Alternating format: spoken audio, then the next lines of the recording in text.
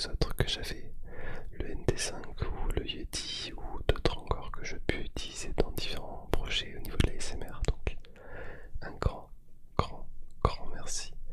Que ce soit tous les subs, les cheers qui sont faits sur le Twitch, tous les dons qui peuvent être faits également sur Twitch ou même ici sur YouTube.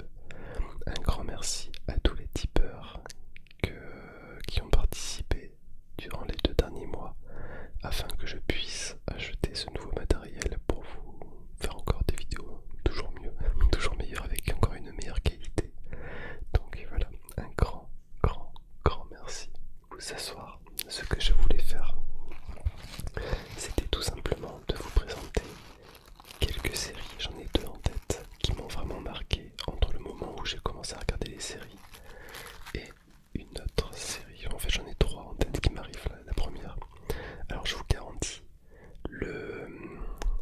tout ce que je vais vous dire, il n'y a pas de prompter rien du tout, c'est vraiment du ressenti pur, donc ça risque d'être un petit peu bordélique, mais ça reste mon ressenti. Les 3 séries que j'ai vraiment appréciées quand j'étais gamin, la première c'était Dead Like Me, la deuxième c'est Hercule. C'est une série qui sortait avec Kevin, je sais plus comment il s'appelle, Brosso je crois. Je crois que c'est un truc comme ça. Je crois que c'était ça. Et la troisième série, c'est Buffy contre les vampires. Ouais, je sais, je sais. Mais en fait, je vais vous expliquer le pourquoi du comment dans chaque série. Donc la vidéo risque d'être relativement courte. Mais vous me direz ce que vous en pensez. Et quelles sont vos 3 séries préférées. Alors, pour commencer, Dead Like Me, c'est une petite série très très très très très sympa, très dans l'humour noir. C'est pour vous donner un petit peu l'idée du départ, c'est une jeune fille qui a 16 ans, 17 ans je crois, qui se fait tuer dans la rue par la lunette des toilettes de la station Mir. Et à partir de là, elle devient passeuse d'âme, donc c'est-à-dire qu'elle va rencontrer les gens qui meurent et elle doit les emmener en fait dans l'au-delà, voilà, quel qu'il soit. Et toute la série a un humour mais complètement décalé, complètement déjanté, un humour très sombre, un humour très noir. Moi je suis friand de cet humour là. Alors je sais que ça ne plaît pas à tout le monde, mais j'adore. En vrai moi j'adore. Donc voilà, donc je vous conseille vraiment de regarder la bande-annonce. C'est vrai que ça c'est une série qui date d'il y a pas mal de temps, j'ai dû la voir il y a une vingtaine d'années environ. Allez, 15-20 ans, j'avais adoré. La deuxième série que je vous ai dit tout à l'heure, c'est la série Hercule, qui va de pair avec la série de Xena. Je sais pas si vous connaissez un petit peu, mais ça remonte à pareil dans les années 90. Ouais, facile 90, début 90, milieu 90, où il reprenait en fait l'histoire de... J'ai mon chat qui ronronne, qui dort. Ça reprend l'histoire d'Hercule et l'Odyssée et tout ça, et en fait c'est les travaux d'Hercule qui doit réaliser. Et je trouvais que la série elle était super bien faite à l'époque. Bon,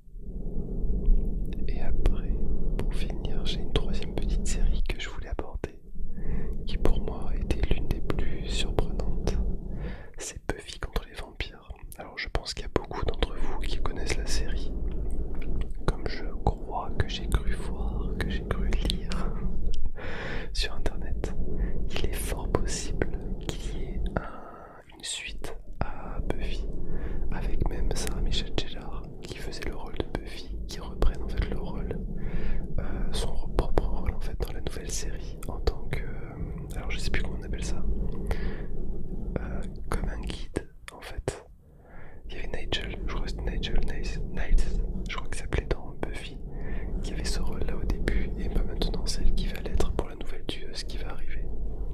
Ce que j'avais adoré dans cette série, c'est pas toute la série avec les vampires, les machins, les histoires d'amour un peu à l'eau de rose. C'était surfait, c'était surjoué, c'était pas quelque chose qui moi me plaisait vraiment beaucoup. Maintenant, ce que j'avais beaucoup apprécié, c'était Willow. Willow, c'est un personnage qui progresse tellement bien dans la série, mais tellement dark. En fait, je crois que c'est la 3e ou 4e saison, je sais plus exactement. Là, vraiment, je vous parle dans mes souvenirs qui remontent à pas mal de temps. Willow est une magicienne, une sorcière qui a pas beaucoup de pouvoir, qui doute énormément d'elle, qui a peur un peu de tout, qui en fait personne n'a confiance en elle réellement. Voilà, elle n'a pas vraiment d'amis, s'il y a toujours Buffy, mais c'est pas pareil. Et en fait, elle tombe amoureuse de Tara, une autre fille qui, elle aussi, je crois, de mémoire a des pouvoirs. Et en fait, dans la série, il se passe un truc qui fait que elle devient complètement dingue, folle alliée, mais elle joue tellement bien de base. Et elle devient Dark Willow, donc d'un des personnages principaux, toute gentille, toute mignonne, tout ça. Elle devient la sorcière la plus puissante du monde et elle veut détruire le monde parce qu'elle est désespérée, parce que tout ça. Et je trouve qu'il y a une montée en puissance de ce personnage qui fait que c'est... Voilà, la série elle a pris tout son essor et son potentiel grâce à cette saison. J'avais trouvé ça génial, vraiment, c'était exceptionnel. Les effets spéciaux, la puissance du jeu de Willow, vraiment, j'étais un grand fan à l'époque. Et il y avait une autre personnage que j'aimais beaucoup à l'intérieur. Alors je sais plus, c'était la femme de qui, mais elle s'appelait Drusilla. Son nom, je me rappelle bien, parce que j'adorais. En fait, elle avait un personnage complètement ouf dans la série, où en fait elle était complètement folle alliée, elle était complètement... Elle était à l'opposé de tout ce qu'on peut imaginer de quelqu'un.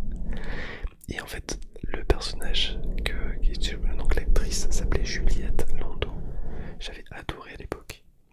Faudrait que je regarde un petit peu si elle a pas fait d'autres choses, d'autres films, parce qu'elle a une aura aussi dans cette série qui est énorme. C'est dingue parce qu'en fait il y a des souvenirs comme ça, même d'une série qu'on a pu voir il y a 10, 15, 20 ans. Des moments mémorables comme ça en fait, où je me rappelle juste de voir Willow par exemple avec une chemise noire, les yeux complètement noirs, le visage injecté de veines noires sur le côté. Et c'est des images qui restent malgré qu'on ait vu la série il y a 20 ans, comme ça, et tu sais que c'est un moment qui est important. Moi j'adore. Après il y avait plein d'autres séries que j'avais regardées quand j'étais gamin que j'avais adoré. Il y avait Le Caméléon que j'avais beaucoup aimé. Il y avait Alias que j'avais beaucoup aimé aussi. Bon après Supernatural, hein, bien entendu. Ce sont des séries de fous dans lesquelles en fait... alors tu t'es à fond parce qu'en fait c'est un petit peu ton rendez-vous annuel parce que hebdomadaire. Ouais, hebdomadaire plutôt. Alors attendez 2 petites secondes, je change de trigger quand même. Et en fait c'était le petit rendez-vous hebdomadaire parce que tous les samedis on avait un truc qui s'appelait la trilogie du samedi. Ça y est, moi j'étais presque.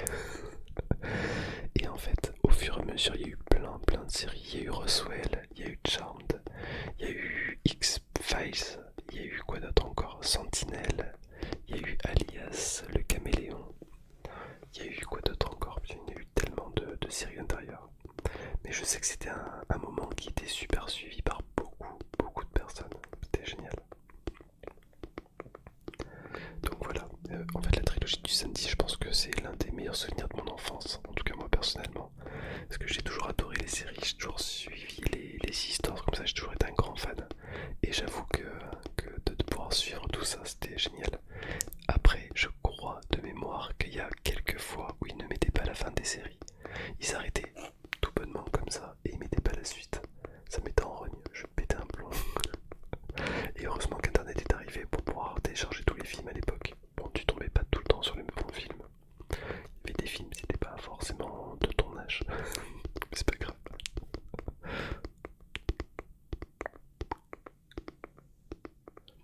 Après, je sais qu'il y avait une émission que j'avais beaucoup aimée aussi. Je pense qu'ils auraient peut-être dû la continuer ou peut-être la faire supplémentaire. C'était une espèce de docu-fiction qui avait été faite sur TF1 qui s'appelait Mystère. Où en fait, dans chaque épisode, c'était un fait surnaturel qui était mis en jeu par rapport à tout ce qui avait été dit, refait et tout. Dans le même style, je crois que Netflix ont fait une série dernièrement que j'avais beaucoup aimé. Il y avait 4 petites histoires avec des gens qui ont eu affaire à des moments ou des événements paranormaux et qui est remis en application. Donc comme si c'était un film tout simplement. Et avec en plus des gens qui témoignaient de ce qu'ils avaient vécu et ainsi de suite. Donc tout ça est fait en fait sous forme d'histoire. Et j'ai trouvé ça super sympa. Et en fait on avait fait le même truc mystère. En fait c'était, je sais plus qui c'est qui présentait. Mais la musique me terrorisait quand j'étais gamin. Je me mettais sous les couettes, je voulais pas entendre la musique. Je la connais encore, la musique, malgré 30 ans derrière. Mais tu arrêtes de faire du bruit, toi. Elle râle. Je pense que vous l'avez dû, vous avez dû l'entendre.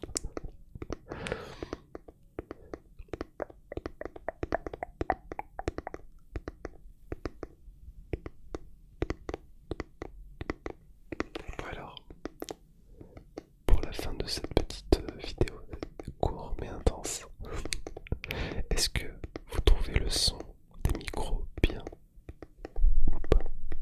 Est-ce que vous avez apprécié ce nouveau petit son?